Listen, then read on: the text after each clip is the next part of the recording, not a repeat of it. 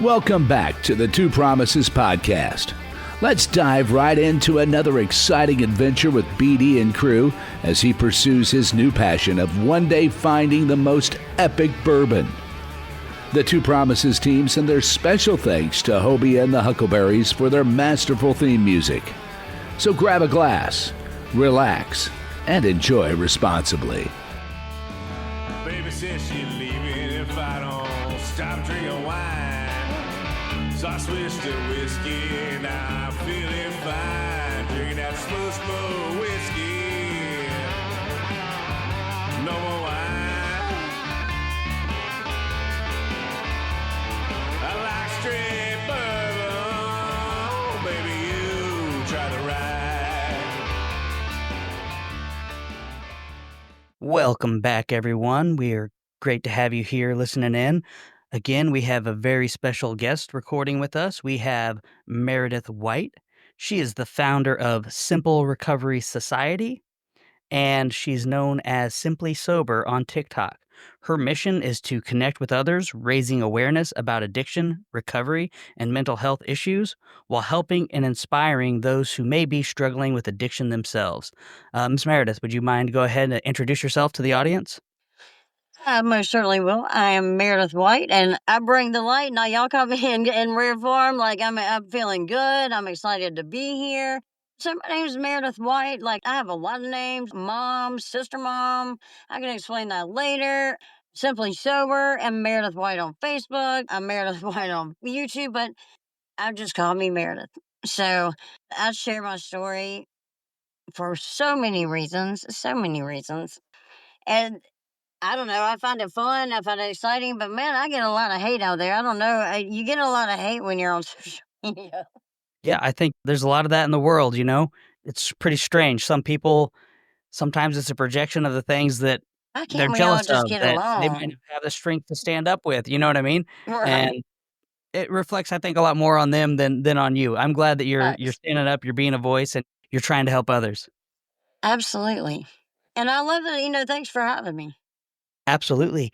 So, yeah, if you don't mind just walking us through, like, where did you start? Where did all of this begin? Where did your troubles begin? And what was it like going through everything that you went through? All right. So first, I'm going to tell you a story about a little girl. So I'm going to tell you about a story about a little girl who had everything in the world. The sun shined on her. Like she tap danced, did ballet, had a little brother, two parents. The whole thing. Didn't want for anything. It was everything like you would see on TV pretty much in her mind. Even there were arguments and fights with her parents, but all of a sudden at 8, that all came to an abrupt end. At 8 years old. 8 years old, I found my parents came and told me that they were getting divorced. First of all, let me tell you, everybody in the community, I mean, we lived in a small town. Everybody knew my family because my dad's dad was the only insurance agency in the town. My grandmother played piano in church and yada, yada, yada. So, anyway, we found out that my dad pretty much had another family living in the subdivision next to us. And then I was visiting my grandmother, and my mom, got a call, and my mom was shot. She My was dad was shot. arrested. Yeah, my mom was shot. She lived. It grazed her neck. So my dad was arrested, and it looked bad. And my mom let him out so that we wouldn't have a chance to have a dad. So that, and then I met my soon-to-be stepbrother, stepsister, and other stepbrother who would start teaching me to touch him about 12 and got me pregnant at 13. He Wow. was 17, and I had to fight my way through an abortion line at 13 with people. This is when protests were real bad, like they had all these signs calling me a murder. I couldn't tell you anything about the procedure, but they were calling me a murderer and da da da da. That's all I remember. And so I didn't handle that real well. It was kind of swept under the rug, and I was supposed to go back to school and shit, but instead I ended up going to rehab. I started drinking when I was 11. two boys, two friends who brought over a bottle of. They had apparently stolen a little bit of liquor from each one of their parents' liquor bottles and put it all together. And we got trashed in my grandmother's basement, and I had arrived. I was there all the way in there, right? That set the bar pretty high for me. Like, that's how I wanted it to be. Like, I remember crawling up my I don't know how my granny didn't find out. I think they had to be asleep, but or doing their own thing. But anyway, I remember crawling up my granny's steps, and I was like, "That's the greatest day ever," and I loved it because you know what? I didn't have to think about shit, and I didn't think about my problems. So I went to rehab, and all I did in rehab was learn how to do better drugs. Like I couldn't wait to do the drugs that I had heard about. But I got out and wanted my life to be normal again, and I guess it was like seventh, eighth grade, and I was on the cheerleading squad, and you know, I was real smart, did good in school. I just didn't. They had this policy that you had to be there. You couldn't just show up for tests. It was a problem. Like the truancy officer was after me. Like I ran away and went to Indiana in like eighth grade. I don't know. I rode with this girl to Indiana and ended up at these people's houses. I haven't thought about this in forever. And they had devil worshiping shit on their walls, like horns and stuff like that. And I remember I walked right out, and I don't remember the ride home or how I got home, but I remember calling my mom. I was like, "This was a real bad idea." Wow. I had really, really bad ideas. But anyway, in seventh grade, this was a big deal.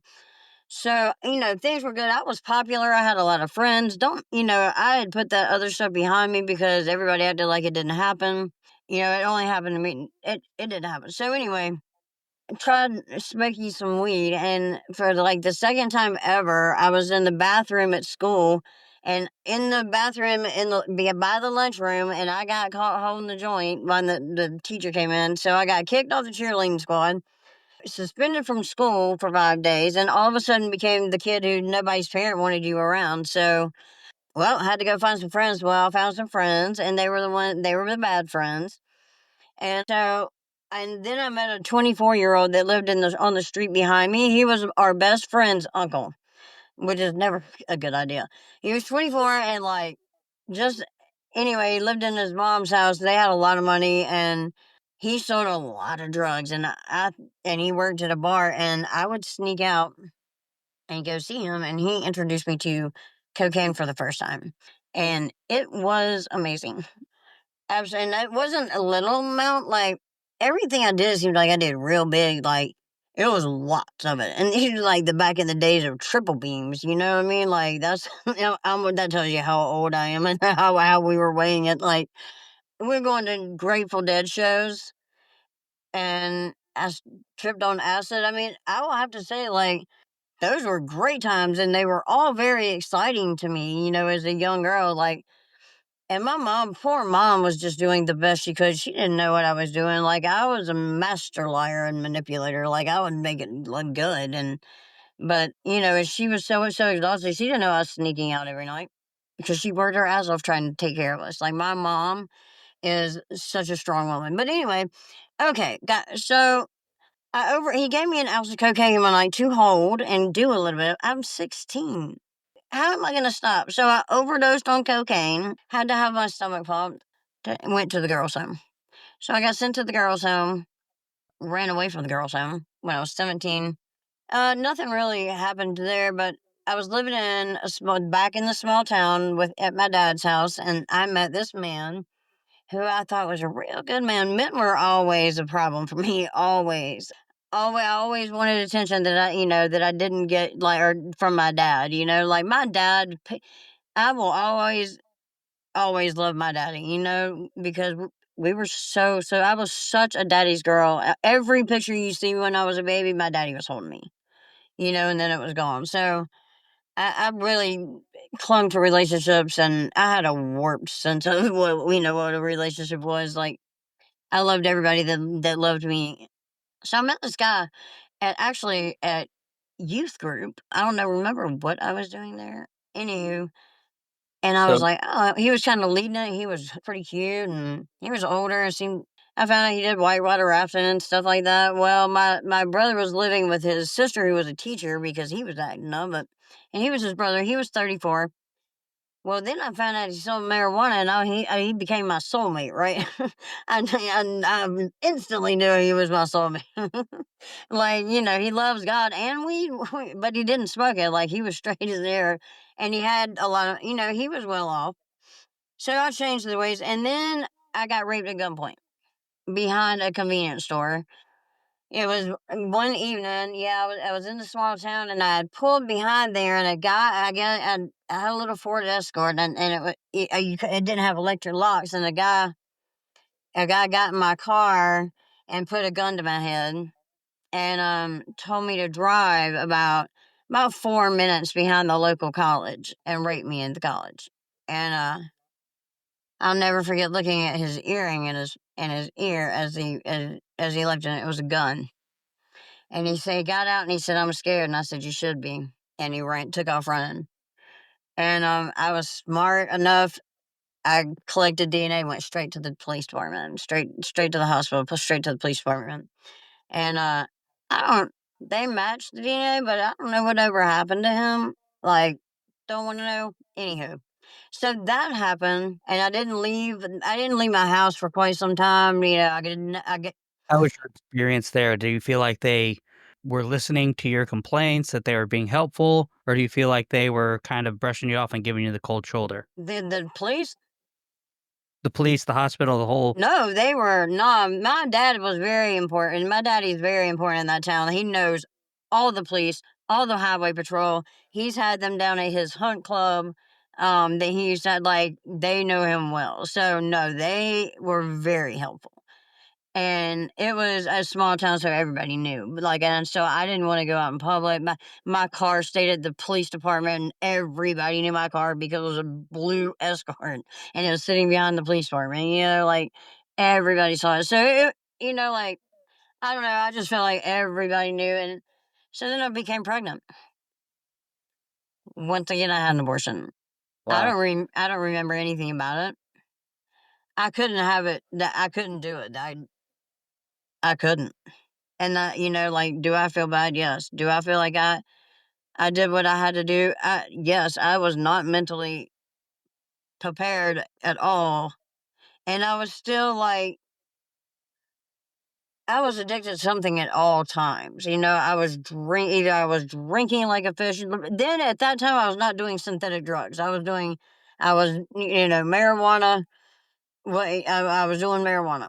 So anyway, my husband proposes, and we elope to Jamaica. Like, y'all, let me tell you something. This is, like, quite an adventure, and this might take a minute, but we go to Montego Bay, Jamaica. My husband gives me money to take my little brother, my stepsister, two of our friends, and he sends us a couple days early to Montego Bay, Jamaica to party.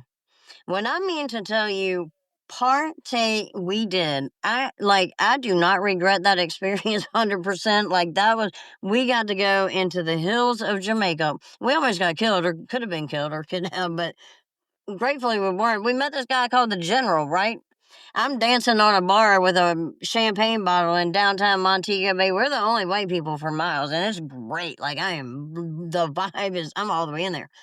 And we meet the General, right? We didn't know. We forgot about it. We were also, anyway, we make it back, and next morning we're stumbling in the hotel to go find some breakfast, right?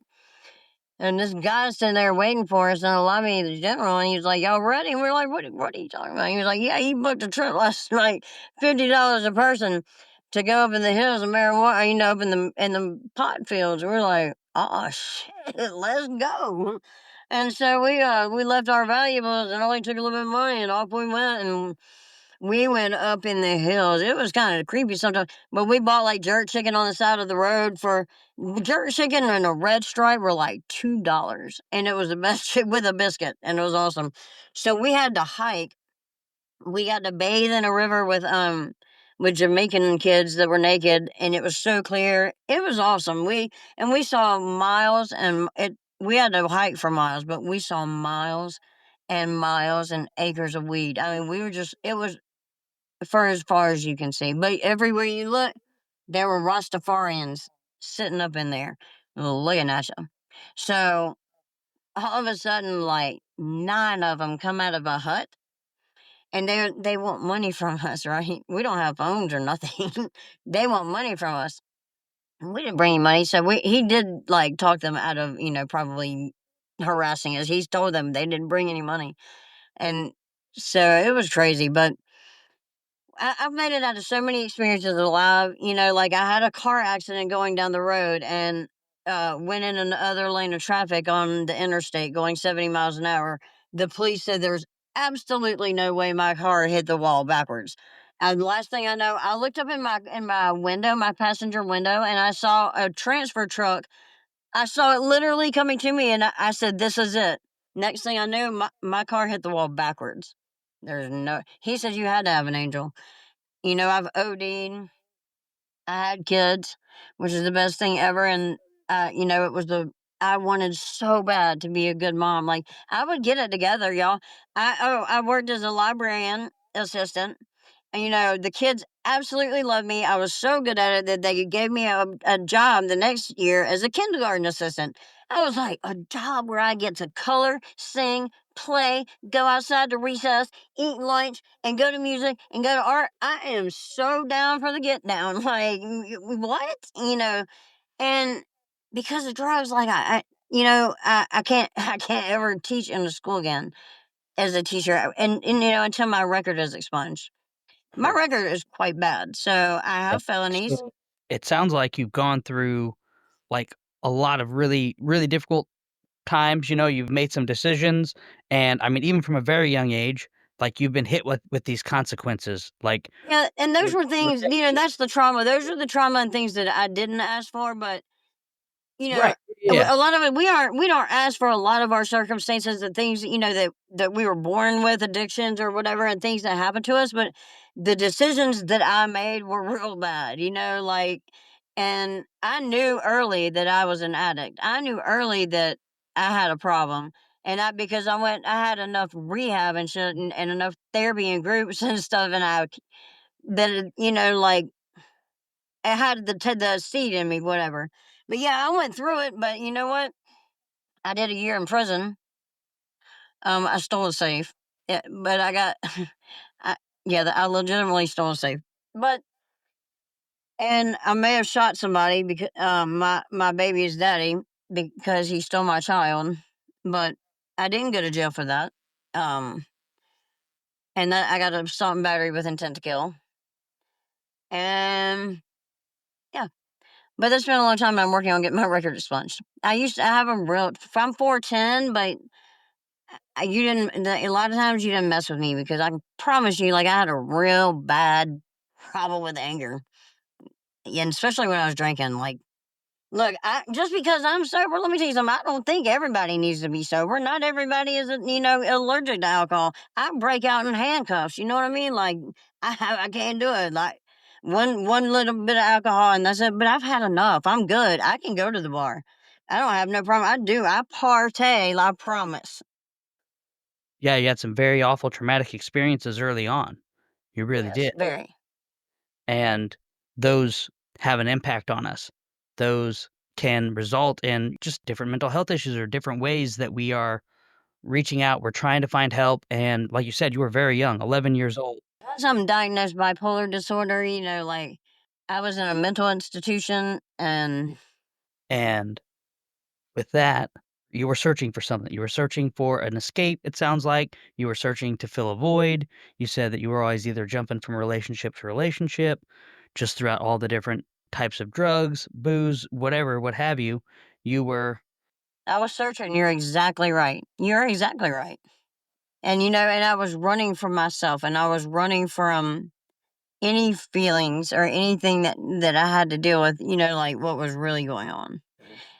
And I hated myself. Like I never liked myself. and that's a I never felt good enough. statement right there. And you mentioned something kind of whenever we were getting ready to start the call, and it kind of stuck out to me. You mentioned the word identity in regards to all of this. So you're searching, you're hating yourself, you're trying to figure yourself out, and then identity. So how do you think those are related? I don't really know. I don't know because I kept you just keep being told when you're being told. you're a certain way, especially when you're young. Like you're a drug, you're a drug addict, you're an alcoholic. You have to identify with, "Hi, my name is Meredith. I'm an alcoholic." Um, in order to get out of somewhere, you know what I mean? And then to identify, like, "Oh, well, you got this from, you got this from." Yeah, I didn't know who I was, and and I don't know if I don't even know who I am now every day, but you know what I know? All I know is I'm a good person. I don't steal, I don't lie, I don't cheat, and every day I help somebody.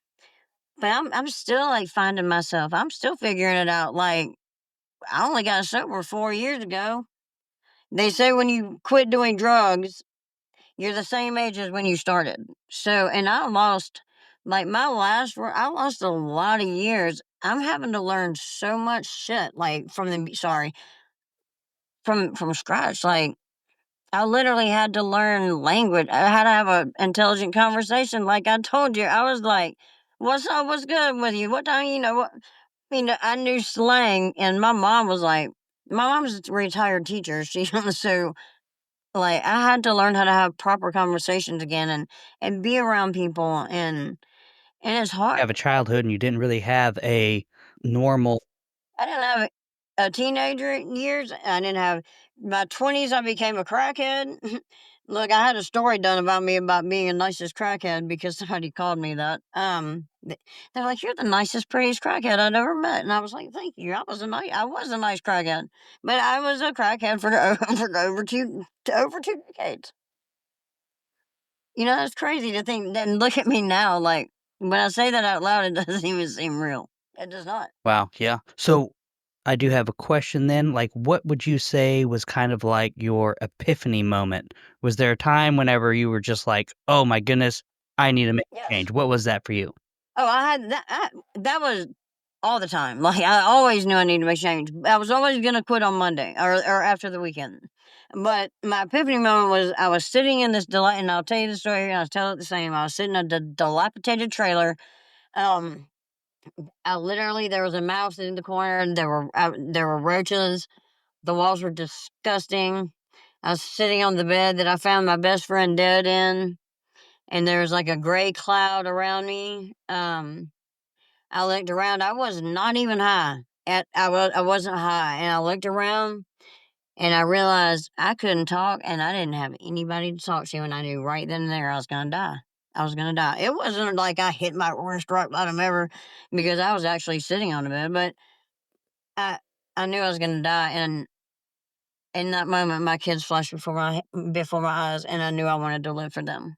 I didn't know how it was gonna happen, but that right there was the turning point, and that immediately when I mean to tell you, like, the clouds got a little bit lighter, and I was literally wasn't high, and I can tell you that was, like, such a big moment, and I would like to tell you that I got sober that day, but it didn't happen, but it started, and I did, and I got off I stopped, I quit heroin cold turkey, I quit meth cold turkey, I quit cocaine all at different times, mind you. Um I get quit, and some of them I quit doing with each other. I quit cocaine by myself, and I quit pills by myself. Uh, I didn't quit drinking alcohol till I moved to Louisville in October 2020 with one suitcase on a Greyhound bus. My mom gave me one more opportunity, and I would like to say that it happened immediately. It did not. I was just drinking, which absolutely 100% was progress. You know what I mean? Right. Yeah. And so I was just drinking the night like a kid that was like, a little nephew to me, he overdosed. And that morning I found out, well, I started drinking and I went to my son's soccer game and I tripped over the trash can in front of all the spectators and made an ass of myself and embarrassed my family and had a fight with my daughter on the way home. I got home to my mom's house and I looked at her and I said, "I need help and I need it right now and I need you to take me. Like, I'm going upstairs to pack." She said, "Okay." Yeah. So So I went, and that was it. And I knew right then, that there, I knew it. I was willing to do whatever it took, whatever I had to do, and I knew I could do it. anything I've set my mind to, I've done. If I put work into it, and I knew I was willing to finally put the work in, I was ready. I was ready and willing, and I had that shred of hope. I didn't know what in the hell was going to happen. I had no idea, but I knew that I was going to do it. Yeah. And So you had your moment, you had those times where you're like, "All right, I'm doing this, I'm cleaning myself up, I'm getting past this." And I had moments of clarity. Like I would get it together, and I'd go live back in my mom's for a little while and get good jobs, and but it's usually like after, yeah, so there's after those moments where you're feeling that and deciding that, but of course that doesn't mean that there's no more obstacles. So what kind of obstacles would you say that you faced whenever you were trying to claw your way back up? because the last time, And or just period, just period. man, like life be lifing. You know what I mean? Like you gotta start feeling when you start feeling your feelings, when you start getting a little bit unnumb, a little bit uncomfortable, you know what I mean, you gotta deal with it, and you gotta put your big girl panties on, and in the world, and also and having to deal with yourself, and having to take a look at yourself, and what part you played in it, what part you played in this, and where you are. And it wasn't very pretty, and it was hard. Right, absolutely. And there's triggers out there. I'm pretty good. Like even early on, like I didn't. I knew how to handle my triggers a little bit. Like, and I really honestly didn't have any, because when I was done, I was done. And I've always been like that. When I said I was done, I'm done. Except for the vape, I can't get there. Struggling. It happens, it happens. You've made a lot of progress so far, though. You've overcome addiction to a lot of substances, and I think that that's very important for you to be proud of and to celebrate. Can I add something? Absolutely. But most importantly is I've healed from the trauma, and I've been able to heal from it, and I let it go. I let it go sitting in some sunflowers in Asheville, North Carolina, on my brother's beautiful, beautiful Grateful Mountain farm, and I left it there. I left it there, and I'm not mad. I'm not angry anymore. I'm not mad anymore. I took a solo trip to South Carolina to prove to myself that I could go and not get high, because I had to leave the whole state. I could not do it. People, places, and things. I had them everywhere. I knew everybody. You know what I mean? Right. From doctors to the local doughboy. You know what I mean? Mhm. I did get arrested with a mental health doctor, by the way. Gotcha. He was the head of mental health. We were on the 6 o'clock news.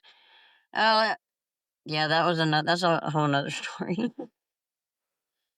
Well, But I had mental health doctors that were supposed to help me, and I had doctors that were supposed to help me, but most of them wanted to have sex with me.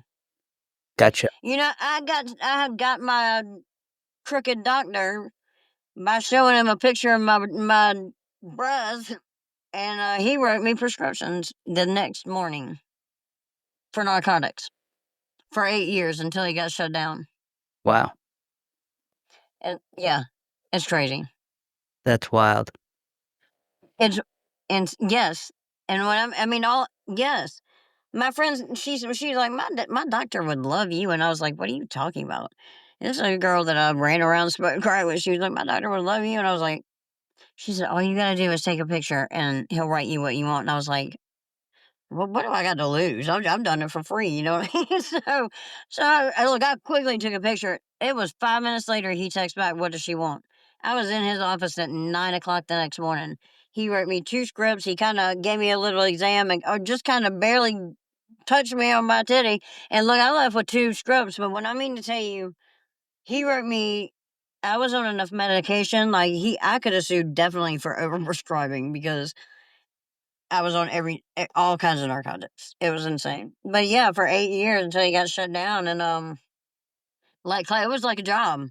Or going every month, and buying pee, or making somebody pee for me, or once in a blue moon I'd be good. But Wow, that's a lot. yeah, I mean, like I knew important people, because I know how to carry myself. Like, and I'm a good person. Like how you can tell, like when you meet me, and now especially, like I'm just a kind person. Like when I was out there getting high and running the streets, man, I wasn't out there like I was hurting the people I love because I was doing drugs and doing, I wasn't there. I wasn't there for them. But I like with people, I wasn't robbing and stealing from them. Like I was allowed in everybody's house unless I, had just got too annoying. And then they let me back. Right. You faced some of these obstacles. You talked a little bit about how you let go your trauma. Yes. How did you get there? What did you do to address some of these obstacles so that you could find yourself on the path to recovery? So I involved myself in program. Look, I became willing to listen to simple suggestions that people made to me.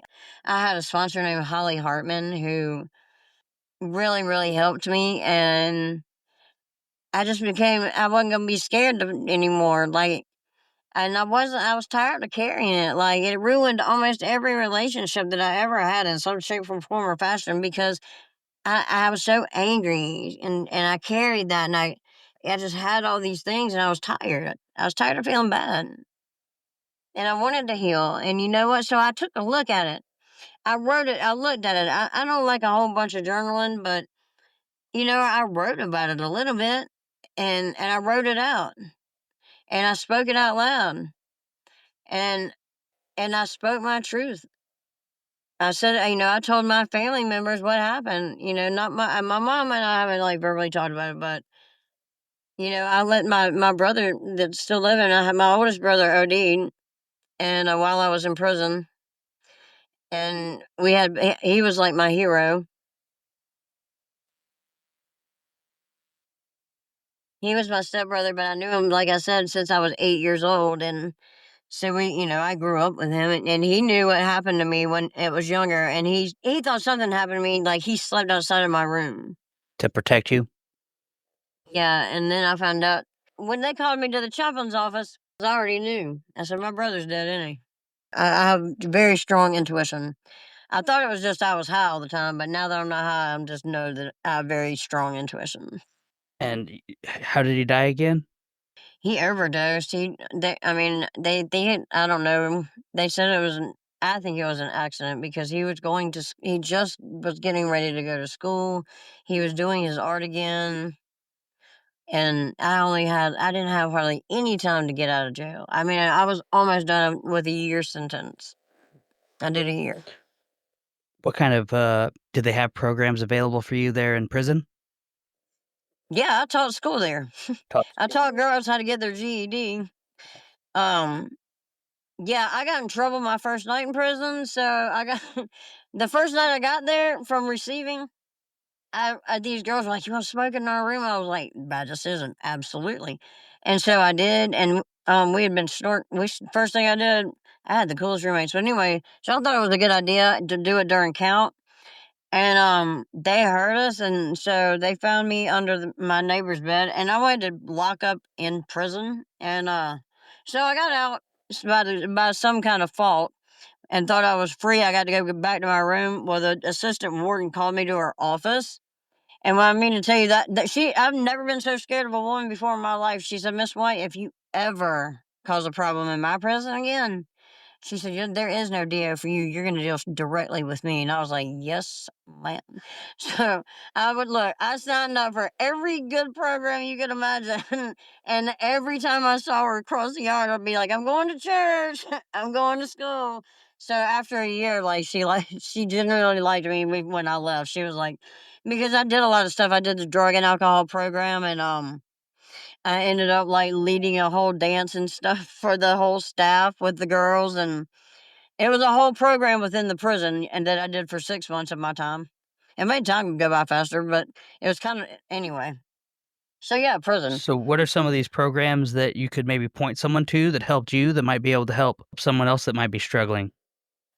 Well, I can tell you about programs. I can tell you the programs I did. How to Wear Your Crown program, and that's Rachel Greenway. And but I worked with people like people taught me like Holly Hartman and Leah Bomar, who is an author who okay, I became a published author. Oh, my book signing is tomorrow night in Lexington, Kentucky. That's awesome. And I'm the feature author.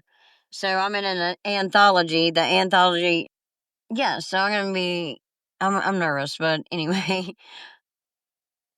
No, sorry, I went totally off subject. I started thinking about that. I'm trying not to think about that because No, that's I'm great. just gonna be. I'm not gonna be nervous. It's gonna be a really good time. I just can't even believe I can. My name is in print. My name used to be in the local mugshot paper. That's when I would see my name in print, like, often, and that's how my kids sometimes be like, "Mom, what'd you do?" Anyway, because it was real popular to read the mugshot papers where I'm from.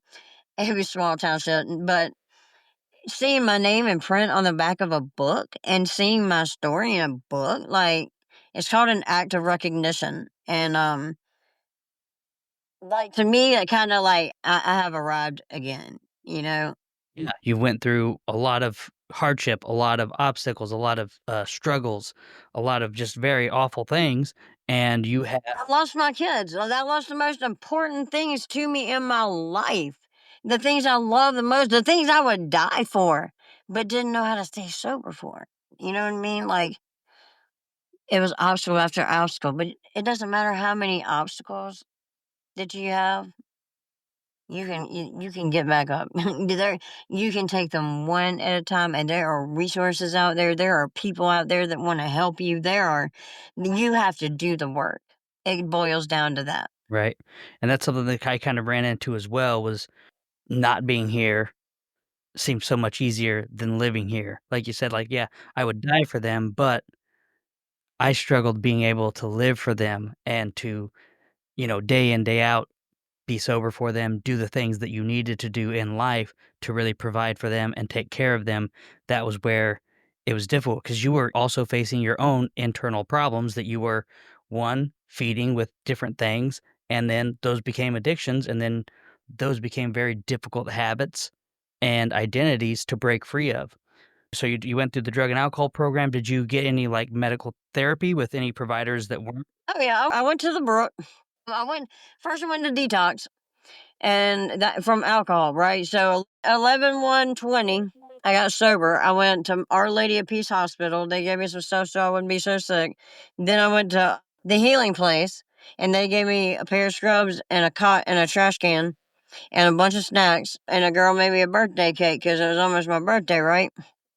It was really cool. And she gave me a white chip for 24 hours. So I kind of told I didn't want to do their program. So I told my mom they didn't take my insurance. Sorry, mom. And she came and got me. I didn't want to do that. So my son's soccer coach ended up being in sober and called my mom and told me about the program that saved his life at the Brook. And so I called every day for 2 weeks and got in. And because it was COVID, we did outpatient. So I did intensive outpatient. I did dual diagnosis, intensive outpatient therapy for 2 months for like what 3 or 4 hours a day for 5 days a week. I think it was. It was a long time. It felt like forever. Okay. But then I graduated the mental health part of it, and I graduated from that, and I had a graduation party. That's great. And then I went to so many AA meetings. I love AA. I love a lot of stuff about AA. I especially love the connections. I don't love the judgment. All about harm reduction. Use harm reduction. Support every path of recovery. And because I take some CBD gummies or I am getting my medicinal marijuana card from my psychiatrist for anxiety because I can't take pills because I'll go on a 6-day bender. And you know what? You can abuse anything, but so I found a whole new world when I got on TikTok, and I found a whole world of people that were recovering differently. And I realized that I had been so close minded, and there's so many more people that I could help. Like, because I support everybody, like, I don't care how you're living, live. You know what I mean? The more people that are living, the more people we have to help the people that are dying. And harm reduction is saving lives. Like, I fully support the Kentucky Harm Reduction Center. They are doing so, so much for the community. And like, I'm just now getting out in the community and learning things. Can you tell me about this harm reduction? Yes, harm reduction. I had a sponsor fire me because I used kratom when I had surgery. I used to shoot heroin and meth and take narcotics. I'm going, like, I support people that are on methadone. I support people that are on Suboxone. I support all four people that are any ways of recovery. And people in AA say that's not recovering. Who are you to judge somebody's path of recovery? You know what I mean? Like, however you recover is how you recover. And I just want to save more people's lives, period, with love and compassion. So you felt like AA had some pretty hard, firm lines, and they had their own, like. I think AA is great for like people that are detoxing or whatever. I'm not putting AA down, so don't say that. You know what I mean? Because it did a lot for me. But yeah, the judgment and how that is, like, I get it, whatever. But I just learned a different world of that. Right. So the harm reduction program, like, what is. It's teaching people about Narcan. They give out Narcan for free. I went to the Harm Reduction Center. They let people in. They have clients. They have a lounge where they feed them lunch. Like, these people are amazing, and they have needle exchange programs. They make, you know what I mean? And they're in the community. And because of that, there's less trips to the emergency room. These people are really, they just love their job and they love saving people and helping people. And, they just want people to live, period. And everybody get a taste of recovery. And see, that's what the Simple Society is about.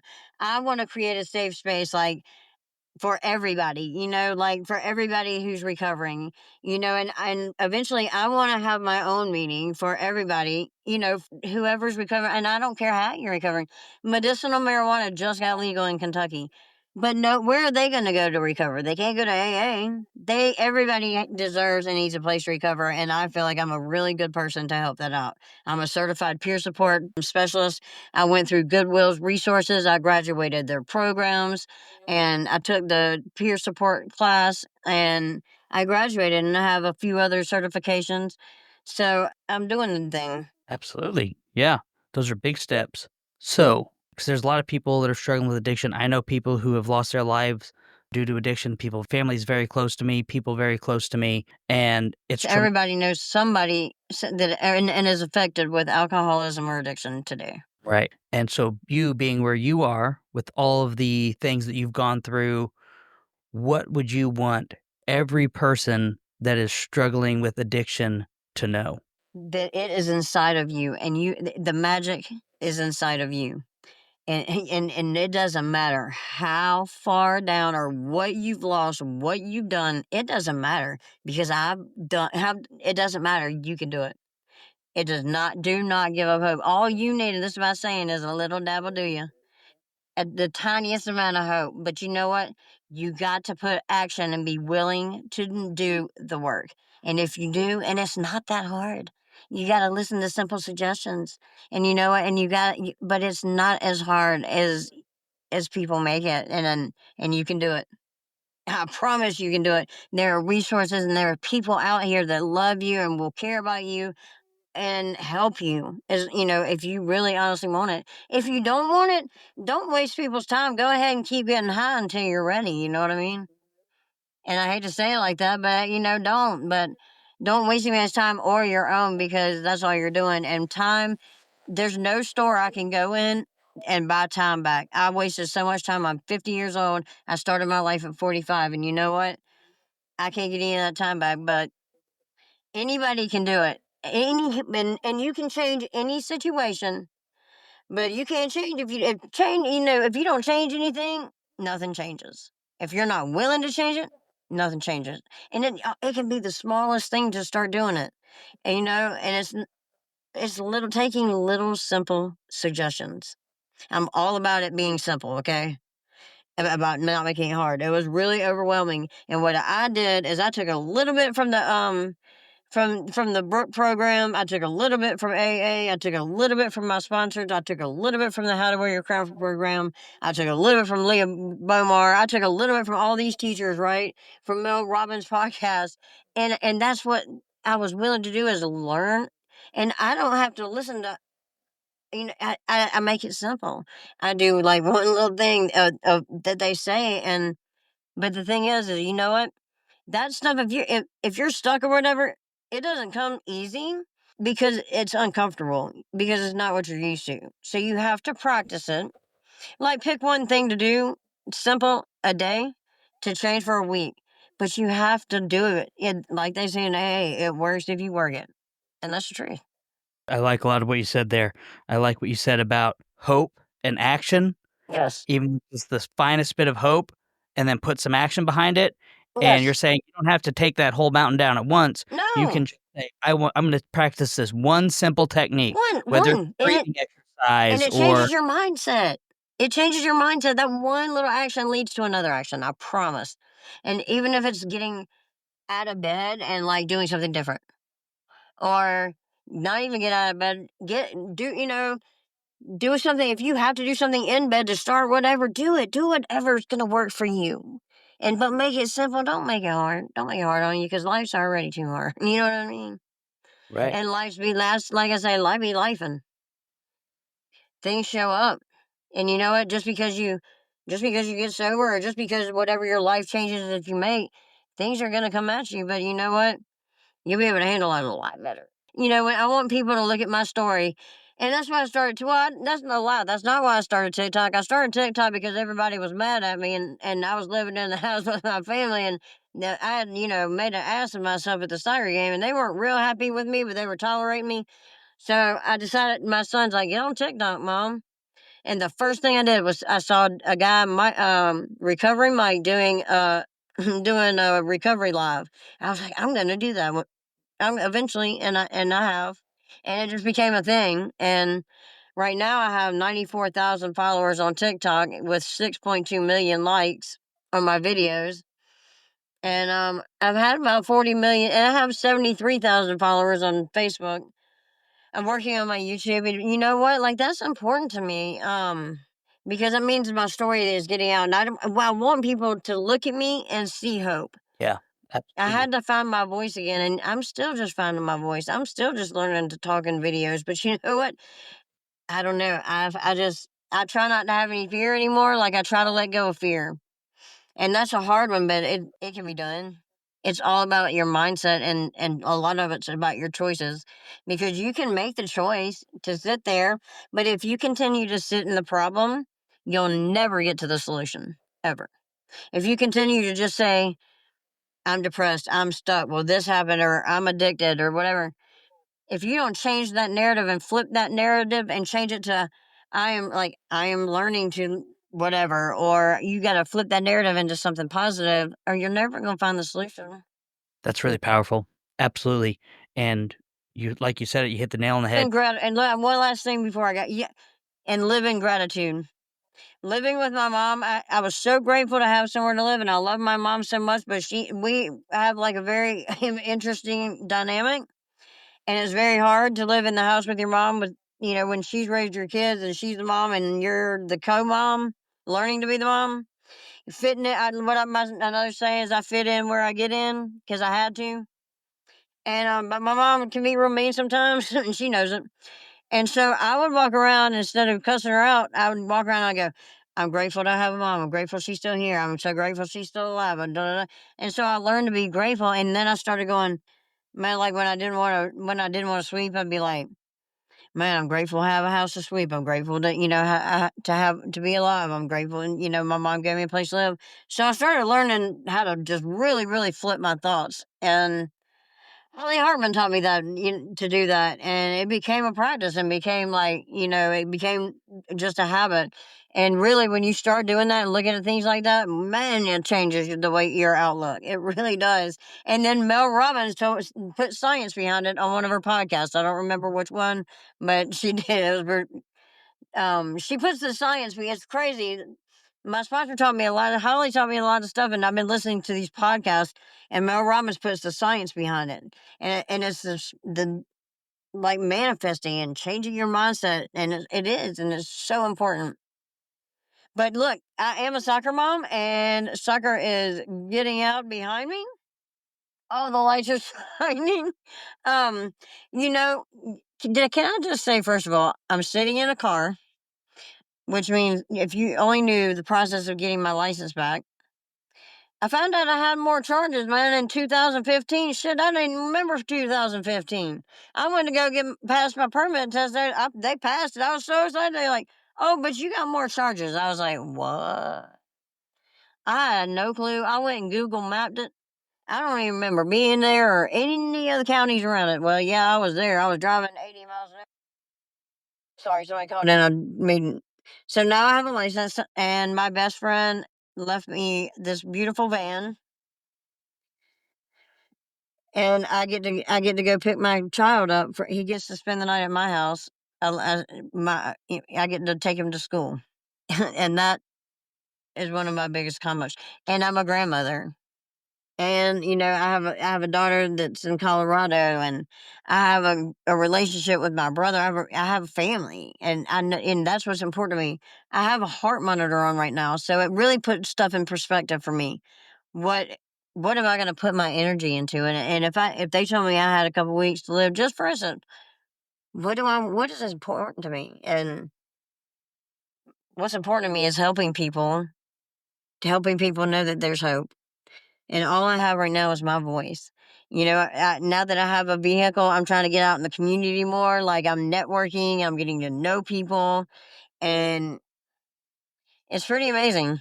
I'm around professionals all the time, and when you go from, you know, doing it from when you go from hanging out with prostitutes and drug dealers, and being in prison, to networking with professionals and having people that care, love you, genuinely love you, like, that's what's really important.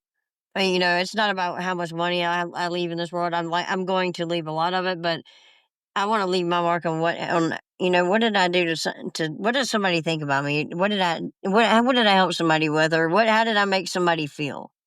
How did I make you feel? Did I make you feel good? Is there anything you know what I mean? And I want to be known for the people that I helped and the good that I did in the world. It's just the start, baby. Absolutely. And you've come a long way. I'm You are 50 and doing a lot of fabulous, dude. great I'm things. ready to And go. I am ready to go. yeah, I have a keep realtor. I'm going. looking for a Keep going. house. I'm trying to make myself get my business started. I am getting my business started, and I have so many connections, and but at the same time, like, life shows up. Like, there's other things going on. I had my Facebook account hacked, and over $2,000 stolen from me.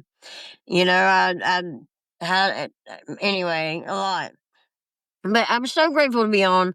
And, I just want everybody to know that no matter what it is you're going through, it can get better, but you have to be the one to put it in, and nobody can do it for you. Nobody.